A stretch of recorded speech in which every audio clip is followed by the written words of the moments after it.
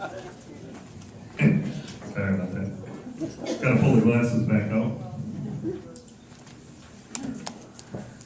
Somebody's nervous. Who could that be? Our third recipient tonight, and that's not in any order, and it's okay, is Andrea Balliet, or Balliet. Which do you prefer? Balliet. Balliet Latuzzi.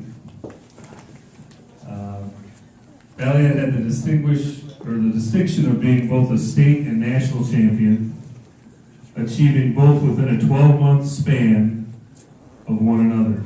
She was a standout discus thrower. Balliet won the high school state discus title in 1991 while at Gaylord High School. Also an outstanding basketball player. On some of the best Gaylord teams of all times, Balliet went on to Alma College, a great school, where she was a key member of the Alma Scott team as a freshman. That season, Alma enjoyed a magical run that culminated with an upset victory in the NCAA Division III National Championship game in 1992. I introduce you to Andrea Balliet Latuzzi.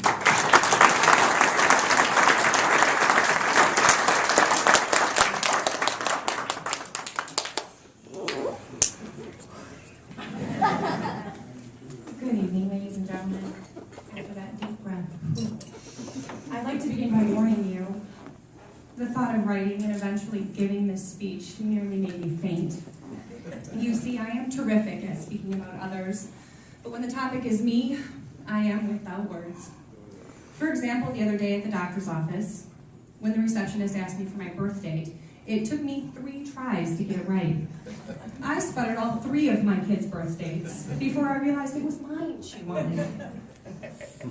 So in a panic about coming up with material for this speech, I Googled speeches, Hall of Fame speeches, sports speeches. I frantically Googled myself into a tizzy.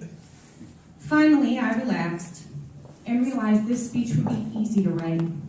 For I am not up here to talk about myself. I am here tonight to give credit, appreciation, and thanks to all of the amazing people in my life who have tirelessly supported my efforts and endeavors for the past 36 years. Let me begin with an enormous thank you to the Greater Otsego Area Sports Hall of Fame. Being bestowed this honor was a surprise and a shock, and I am incredibly appreciative to all of you for recognizing me. A large contributor to my athletic success is obvious. God blessed me with a strong and sporty body. I was 24 inches long at birth and continued to be bigger than most from that point on. My size and strength have always been a great help to my physical undertakings, and I have to thank God for the blessings of a healthy body and a competitive spirit. Now I have to tell you about my dad. My dad has no sons, but we joke in our family that he tried his hardest to make me one.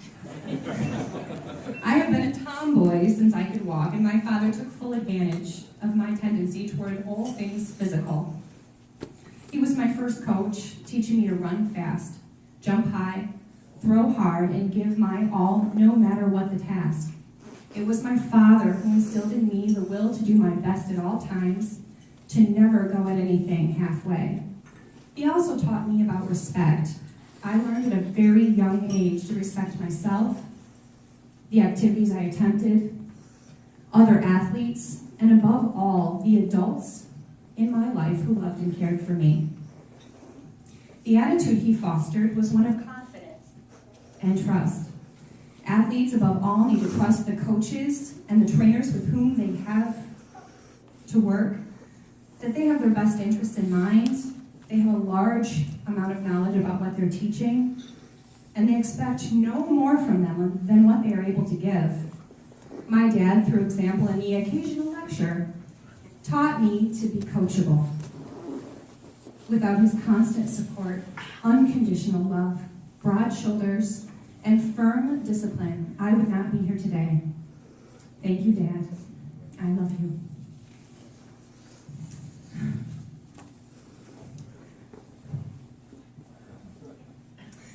biggest thank you has to go to a man who most of you all know or knew.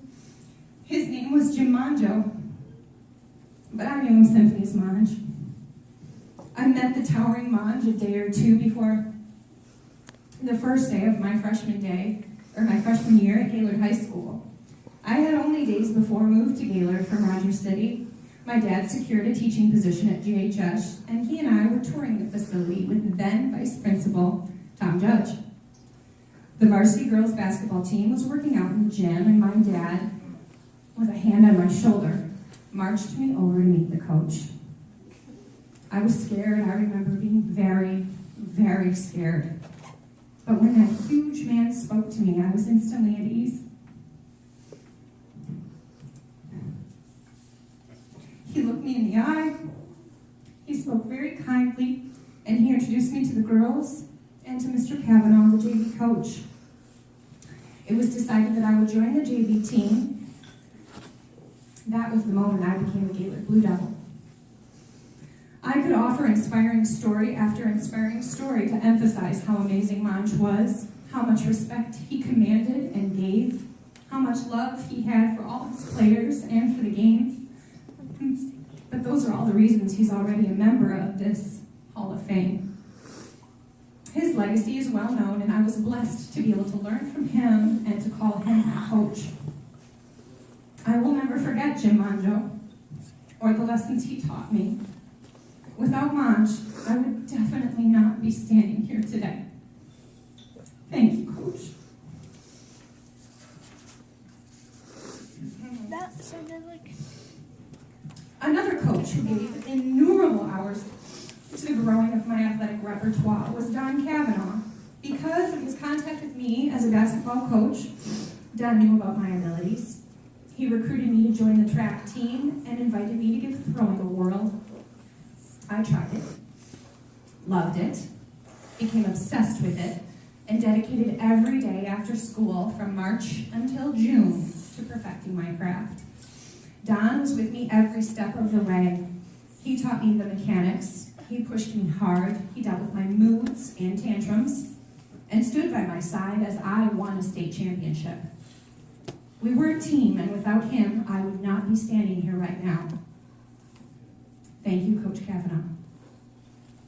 I'm a lucky woman to be surrounded by a supportive web of friends, family, and mentors, my sister Stephanie, my brother-in-law, Jeff Kallenberg, and my mother, and numerous other coaches and fans supported me and cheered me on for my 4 years as a Gaylord Blue Devil and for a few more as an Alma College Lady Scott. The dynamic created by the unique group of people who supported me, combined with my skill and determination as an athlete, worked to create a career I have to be proud of. I never in my life thought I'd set records, or earn awards, or win championships. I just worked hard doing the things I loved, and I was rewarded with success. I have thought long and hard about what it means to be a member of this, to be a part of this group of people, this Hall of Fame.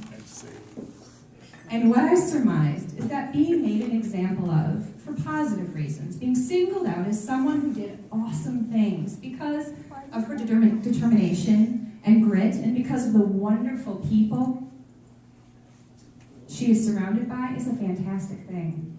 I hope the example set by all the previously inducted members, by the rest of this year's group, and by me, benefit aspiring athletes in the greater Otsego County area. I hope some kid reads the articles, sees the record books, or browses through the plaques and is inspired to push herself as hard as she can, to work at what she loves, and to someday have the feeling of accomplishment and contentment and joy that I have in my heart right now. Thank you.